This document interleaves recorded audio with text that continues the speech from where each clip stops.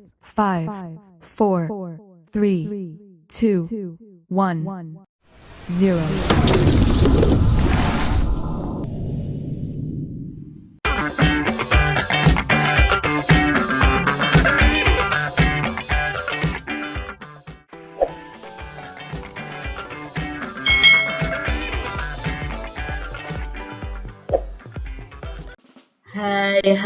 Hai. Selamat datang di channel YouTube Kak Citra. Apa kabar adik-adik semuanya? Kak Citra berharap kalian dalam keadaan yang baik, sehat, dan siap untuk belajar ya.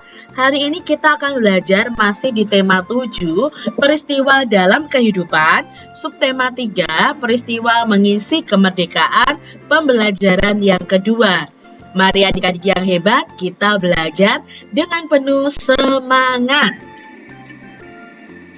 Setiap warga negara Indonesia berkewajiban mengisi kemerdekaan dengan kegiatan yang positif, sesuai dengan peran masing-masing di dalam masyarakat. Demikian juga dengan pelajar adik-adik. Peran apa yang bisa dilakukan sebagai pelajar untuk mengisi kemerdekaan? Mari kita cari tahu bersama-sama. Peran pelajar dalam mengisi kemerdekaan. Adik-adik, amati gambar berikut ini. Negara Kesatuan Republik Indonesia kini telah menjadi negara yang berdaulat dan merdeka. Sebagai negara yang telah merdeka, adalah tugas warga negaranya untuk melakukan kegiatan mengisi kemerdekaan sesuai dengan peran masing-masing. Pelajar merupakan salah satu warga negara yang memiliki peran dan tugas yang harus dilaksanakan untuk mengisi kemerdekaan.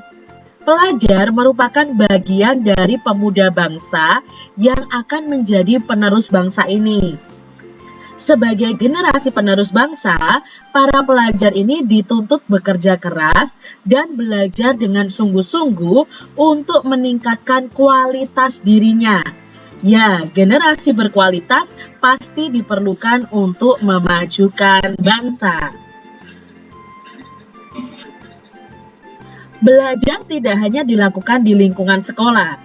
Belajar dapat dilakukan melalui kegiatan-kegiatan kemasyarakatan yang sangat berguna untuk mengasah rasa peduli dan cinta tanah air.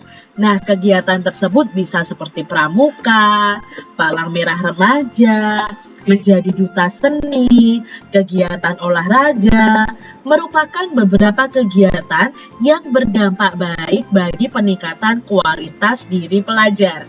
Dengan demikian, pelajar terhindar dari kegiatan negatif yang dapat menimbulkan masalah dalam masyarakat, seperti tawuran antar pelajar atau terjerumus dalam tindakan kekerasan serta pelanggaran hukum lainnya. Jadi adik-adik, kalian harus mengisi masa remaja kalian dengan kegiatan yang positif ya. Perjuangan pelajar sebagai generasi muda saat ini tidak lagi mengangkat senjata dan berlaga di medan perang melawan penjajah yang tampak. Masa itu telah berlalu adik-adik.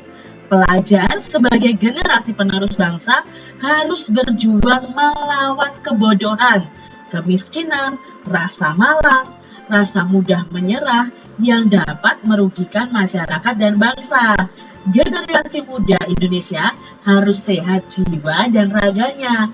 Ia harus berpendidikan, pantang menyerah, bekerja keras, kreatif, berakhlak mulia, cinta tanah air dan bangsa. Hidup generasi penerus bangsa adik-adik. Nah, kalian harus jadi generasi penerus bangsa yang berpendidikan ya, yang pantang menyerah. Kalau diajak hal-hal yang negatif, jangan mau ya. Kalian harus berakhlak mulia, cinta terhadap tanah air kita. Adik-adik, dalam bacaan tadi ada kata baku dan tidak baku yang akan kita pelajari makna atau artinya. Yang pertama adalah kata pelajar. Pelajar itu artinya anak sekolah ya. Nah, ini terutama untuk anak sekolah dasar dan sekolah lanjutan. Bisa juga arti pelajar ini adalah anak didik, murid, atau siswa. Lalu berikutnya ada kata generasi. Generasi itu artinya adalah masa orang-orang satu angkatan hidup. Berikutnya ada kata kualitas. Nah, yang betul kata kualitas itu tulisannya yang ini adik-adik. Ini yang baku. Tetapi kita sering menjumpai orang-orang menuliskan kualitas itu pakai W. Ini sebenarnya kosakata yang tidak baku. Yang bakunya adalah kualitas ya, kualitas ya. Itu artinya apa? Derajat atau taraf atau mutu, kepandaian, kecakapan adik-adik. Berikutnya ada kata pramuka. Kita sering mendengar ya, pramuka itu singkatan dari Praja Muda Karana. Kalian pasti pernah ikut pramuka kan? Ini adalah organisasi untuk pemuda yang mendidik para anggotanya dalam berbagai keterampilan, disiplin, kepercayaan pada diri sendiri, saling menolong, dan sebagainya sebagai anggota organisasi pramuka. Lalu ada kosakata baku yaitu kreatif. Di sini pakai F adik-adik. Ada yang nulisnya pakai P ya. Itu tidak betul ya. Itu salah adik-adik. Jadi yang betul adalah kreatif pakai F. Nah, kreatif itu adalah memiliki daya cipta atau memiliki kemampuan untuk menciptakan sesuatu. Itu yang namanya kreatif. Adik-adik, ceritakan kembali isi bacaan yang berjudul Peran Pelajar dalam Mengisi Kemerdekaan dengan menggunakan kata-kata kalian sendiri. Gunakan kalimat yang efektif dalam menceritakan bacaan yang berjudul tadi adik-adik. Misalnya di sini ya, Kak Citra persingkat nih dari bacaan tadi. Negara Kesatuan Republik Indonesia kini telah menjadi negara yang berdaulat dan merdeka. Pelajar memiliki peran untuk mengisi kemerdekaan. Para pelajar dituntut untuk bekerja keras dan belajar dengan sungguh-sungguh untuk meningkatkan kualitas dirinya. Belajar itu tidak hanya dilakukan di lingkungan sekolah. Belajar dapat dilakukan melalui kegiatan-kegiatan kemasyarakatan. Perjuangan pelajar tidak lagi mengangkat senjata dan berlaga di medan perang. Pelajar harus berjuang untuk melawan kebodohan, kemiskinan, rasa malas, rasa mudah menyerah yang dapat merugikan masyarakat dan bangsa. Nah, itu tadi Kak Citra mencoba untuk menceritakan kembali dari bacaan tadi. Adik-adik, salah satu peran yang ditunjukkan oleh pelajar dalam mengisi kemerdekaan adalah dengan belajar giat dan melakukan kegiatan-kegiatan yang positif. Carilah informasi mengenai perilaku dan kegiatan positif yang dapat dilakukan pelajar di lingkungan berikut ini. Nah, di sini Kak Citra sudah ada contoh ya, kegiatan positif yang bisa dilakukan di rumah, di sekolah, dan di masyarakat. Kalau di rumah, contohnya apa? Membantu pekerjaan rumah, bekerja sama dengan anggota keluarga, saling menghormati dan menghargai sesama anggota keluarga, melaksanakan perintah orang tua, memanfaatkan waktu untuk belajar daripada bermain, mengerjakan tugas-tugas yang menjadi tanggung jawabnya di rumah. Itu kegiatan positif yang bisa kalian lakukan di rumah untuk mengisi kemerdekaan. Sekarang kegiatan positif apa yang bisa kita lakukan di sekolah? Contohnya di sini, mengikuti upacara dengan hikmat dan disiplin, mematuhi seluruh tata tertib sekolah dengan ikhlas dan bertanggung jawab, mengikuti kegiatan belajar mengajar dan upacara sekolah dengan baik, menjaga nama baik sekolah ya, aktif dalam ekstra pramuka, palang merah remaja, dan lain sebagainya, mengikuti pendidikan bela negara melalui pendidikan kewarganegaraan atau PPKN ya. Lalu kalau di masyarakat bagaimana? Nah, di masyarakat kegiatan positif yang bisa kita lakukan adalah melaksanakan jam wajib belajar dengan disiplin, terlibat aktif dalam kegiatan sosial di masyarakat, saling menghargai dengan baik antara warga negara Indonesia, terlibat aktif dalam kegiatan pelayanan masyarakat, ikut serta dalam mengemukakan gagasan atau ide atau pendapat untuk kemajuan masyarakat di lingkungan kita, mengikuti setiap perlombaan 17 Agustus yang diadakan oleh panitia di sekitar lingkungan kita. Nah, ini tadi beberapa contoh dari kegiatan-kegiatan positif yang bisa kita lakukan di rumah, di sekolah, dan di masyarakat untuk mengisi kemerdekaan. Adik-adik, tahukah kamu banyak kegiatan positif yang dapat dilakukan oleh pelajar di sekolah? Dengan mempelajari fenomena alam di sekitar kita, kamu akan dapat memahami apa yang sedang terjadi di sekitarmu. Sebelumnya, kamu telah membuat percobaan tentang penyubliman sebagai salah satu perubahan wujud benda karena kalor atau panas. Nah, sekarang kalian akan melakukan percobaan untuk menunjukkan perubahan wujud benda yang disebabkan oleh kalor, yaitu peristiwa pengkristalan, adik-adik. Nah, pengkristalan ini apa artinya? Pengkristalan itu ialah perubahan wujud benda dari gas menjadi padat dengan proses pelepasan maupun penyerapan kalor. Nah, contoh peristiwa ini adalah terjadinya salju dan gas yang didinginkan. Nah, contoh peristiwa pengkristalan dengan penyerapan kalor adalah pada proses pembuatan garam. Garam dibuat dari air laut, kemudian diuapkan dengan sinar matahari dan di dalam petak-petak tanah hingga tersisa kristal-kristal garam. Itu proses terjadinya garam yang biasanya oleh ibu-ibu kalian digunakan untuk memasak, adik-adik. Nah, di sini adik-adik, kalian akan melakukan suatu percobaan, yaitu mengamati perubahan wujud benda. Siapkan alat dan bahannya dulu. Ya, ada 4 buah batang batu bata, ya, untuk membuat tungku, 1 buah lilin, 1 buah kaleng susu bekas, air laut atau larutan garam. Jadi kalian kalau tidak tinggal di dekat laut, ya kalian buat larutan garam. Lalu cara kerjanya bagaimana? Buatlah tungkunya dulu, adik-adik, dengan meletakkan 2 tingkat batu bata secara sejajar. Berikan ruang di tengah untuk lilin yang akan kalian nyalakan. Isi kaleng susu tadi yang kosong itu dengan air laut atau air larutan garam hingga setengah bagian. Jika tidak ada air laut tadi, larutkan 1 sendok makan garam ya dengan setengah kaleng air suhu ruangan. Letakkan kaleng susu bekas berisi air laut itu di atas tungku yang kalian buat tadi. Nah, diamkan hingga air di dalam kaleng itu mendidih dan menyusut, adik-adik. Lalu amati apa yang terjadi. Nah, sebenarnya kita itu kalau punya di laboratorium, adik-adik, itu ada kompor seperti ini ya.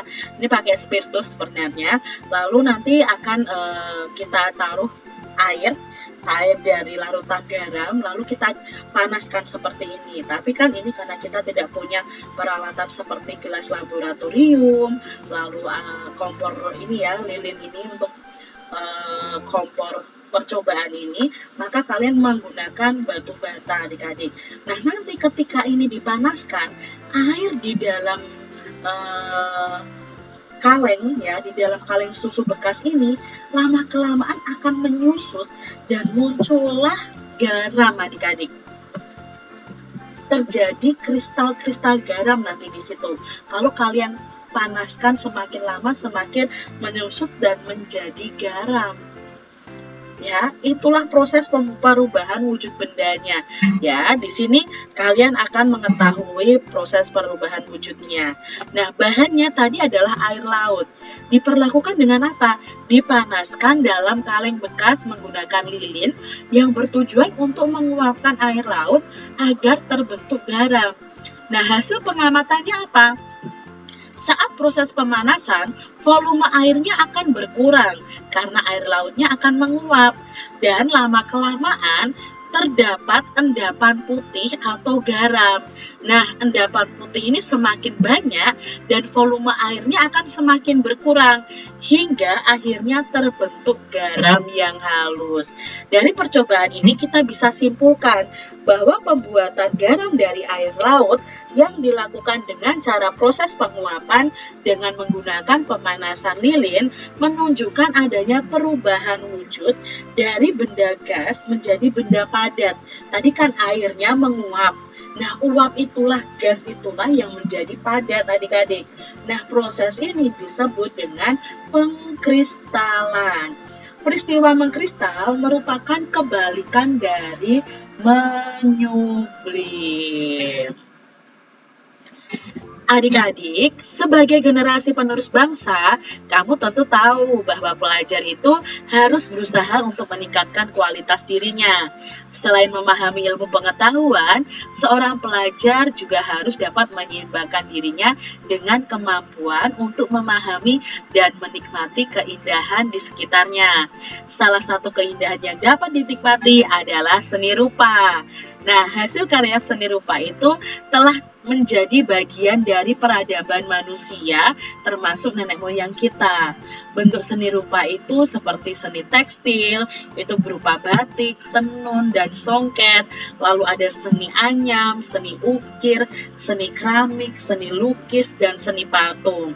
Nah, keindahan karya-karya seni rupa itu terdapat pada bentuk dan warnanya. Dengan mengenal berbagai macam karya seni rupa, kamu dapat merasakan keindahannya dengan baik.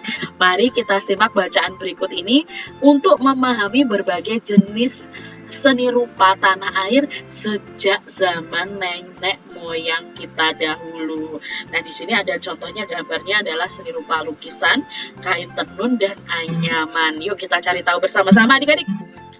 Seni rupa daerah Indonesia. Nah, seni rupa daerah adalah seni rupa yang terdapat di berbagai daerah di Indonesia. Seni rupa daerah ini dapat disebut juga seni rupa tradisional karena dikerjakan secara turun-temurun di suatu daerah. Seni rupa daerah dapat berupa seni kerajinan, seni lukis, dan seni patung. Seni kerajinan itu meliputi seni tekstil, ya, yang berupa batik, tenun, dan songket, lalu seni anyam, seni ukir, dan seni keramik. Hasil karya seni tekstil dan seni lukis itu berbentuk dua dimensi karena hanya memiliki panjang dan lebar saja.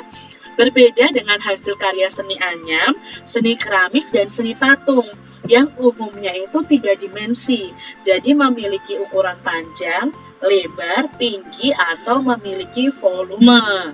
Nah, kita pelajari satu persatu ya adik-adik yuk. Yang pertama adalah seni lukis daerah. Nah, ini adalah contoh seni lukis adik-adik ya. Seni lukis adalah seni menggambarkan objek-objek berupa pemandangan alam, tumbuhan, binatang, manusia, benda alam untuk menimbulkan perasaan keindahan. Seni lukis daerah itu mengandung nilai-nilai budaya yang berkembang di suatu daerah tersebut adik-adik. Salah satu seni lukis daerah yang terkenal adalah seni lukis Kamasan dari Bali. Nah, Kamasan adalah sebuah desa di Kabupaten Klungkung yang sebagian besar penduduknya itu berprofesi sebagai pelukis. Nah, seni lukis Kamasan ini merupakan seni lukis klasik yang biasanya bertema kisah pewayangan, kehidupan bangsawan, dan dongeng binatang. Para pelukis ini menggunakan warna alam yang dicampur dengan perekat yang menempel pada kanvas. Nah, kanvas itu kan tempat untuk melukis ya adik-adik ya. Kanvas yang digunakan itu berupa kain kasar yang dicelup dengan bubur beras, lalu dijemur di bawah sinar matahari.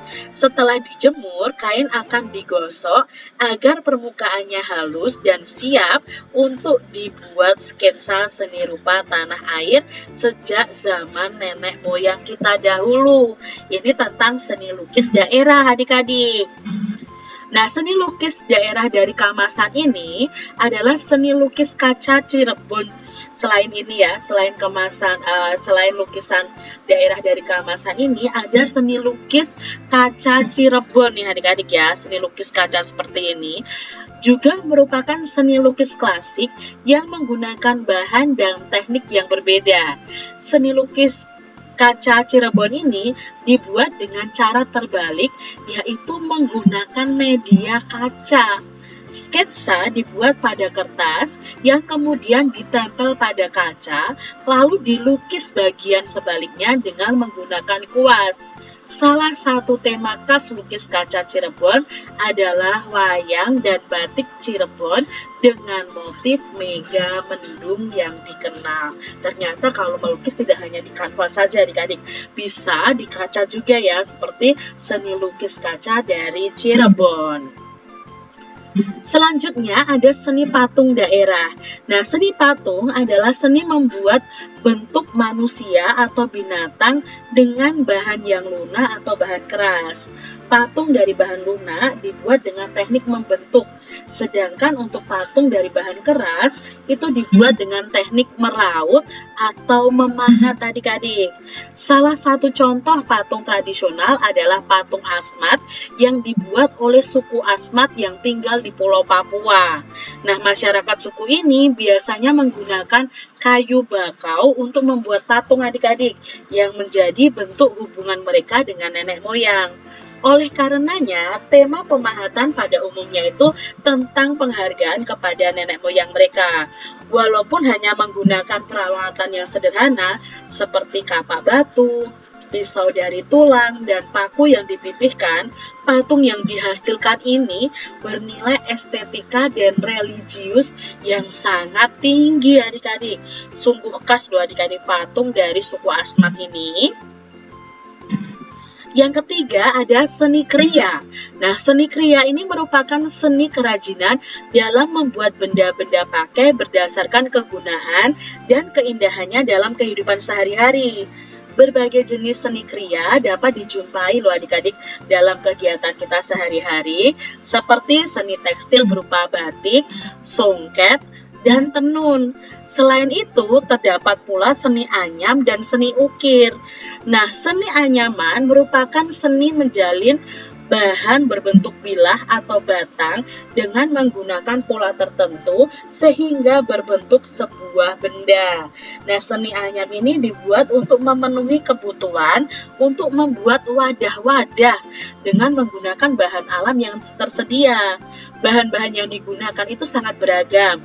Misalnya ada bilah bambu, rotan, lidi, akar-akaran, pelepah pisang, dan daun pandan. Nah, seni anyam ini digunakan untuk membuat tikar, keranjang ya, bakul seperti ini, lalu kursi, dan alat rumah tangga lain. Nah, perhatikan beberapa contoh hasil seni anyaman berikut ini adik-adik. Seni ukir juga telah ada menjadi bagian kehidupan masyarakat di berbagai daerah di Indonesia. Seni ukir ini menggunakan motif tertentu adik-adik yang memiliki makna dan keunikan tersendiri sesuai dengan budaya masyarakat. Nah, seni ukir Bali itu berhubungan dengan agama Hindu yang menghubungkan motif-motif tumbuhan, manusia, dan binatang. Ukiran Jepara atau yang ada di Jawa itu berhubungan dengan Islam dan banyak menggunakan motif tumbuhan. Jadi di masing-masing daerah pasti ada ciri khasnya masing-masing. Adik-adik, coba kalian bisa menuliskan seni kerajinan dari daerah kalian. Misalnya nih adik-adik dari Jawa Tengah, apa sih ciri-cirinya dari jenis, lalu kegunaannya, bentuknya, warnanya, motif hiasnya, bahannya, teknik pembuatannya bagaimana. Misalnya di Jawa Tengah, seni tekstilnya ada jenis batik Pekalongan ya. Lalu kegunaannya apa? Untuk benda pakai, untuk dijadikan pakaian. Ya, bentuknya apa? Kalau batik ini bentuknya ya karya seni 2 dimensi. Warnanya apa? Oh, bisa merah, hijau, ya, violet, biru, orange ya. Motifnya apa? Bisa bermotif tumbuhan dan hewan. Bahannya apa? Oh, bahannya terbuat dari kain. Nah, batik ini teknik pembuatannya dengan cara apa? Dengan cara tulis atau dengan dicap. Itu di Jawa Tengah. Nah, selain itu ada juga seni anyaman.